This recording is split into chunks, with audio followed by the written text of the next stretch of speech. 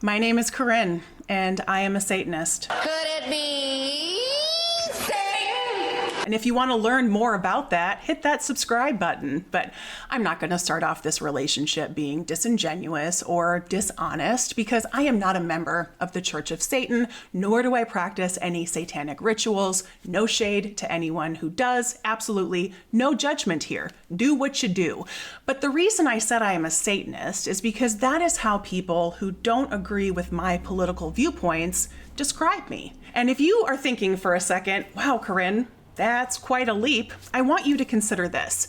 The MAGA crowd, those on the extreme far right of the US political spectrum, may not come right out and call me Satan, but they do call people like me liberals, leftists, Antifa, Marxists, feminists, etc. All words that are interchangeable for Satan or interchangeable to describe any person they believe is a threat to their view of the traditional American way of life. This political rhetoric of today is an extension of the Satanic Panic that terrified parents, scapegoated teenagers, and gave Geraldo Rivera hours and hours and hours of content for TV. And once the modern day Republican Party joined forces with the evangelical Christian right in the United States, the two entities have become indistinguishable from one another. The entire identity of today's Republican Party is one of white evangelical Christian nationalism. The modern Republican Party is capitalizing big time on all of the groundwork that was laid by evangelical Christians in the United States for decades, really becoming mainstream in around the 1950s and 60s.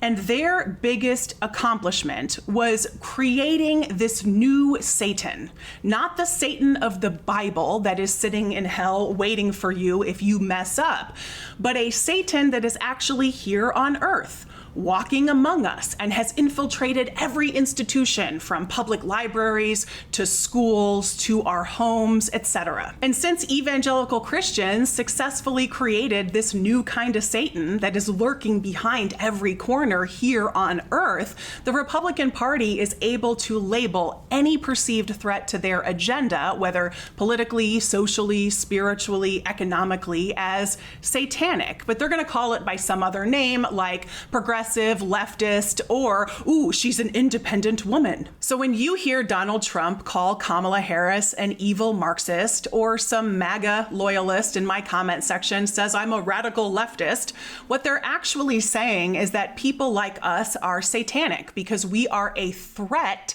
to their traditional values, and their traditional values are white and straight, and a part of this evangelical Christian utopia they've created in their minds that never actually existed.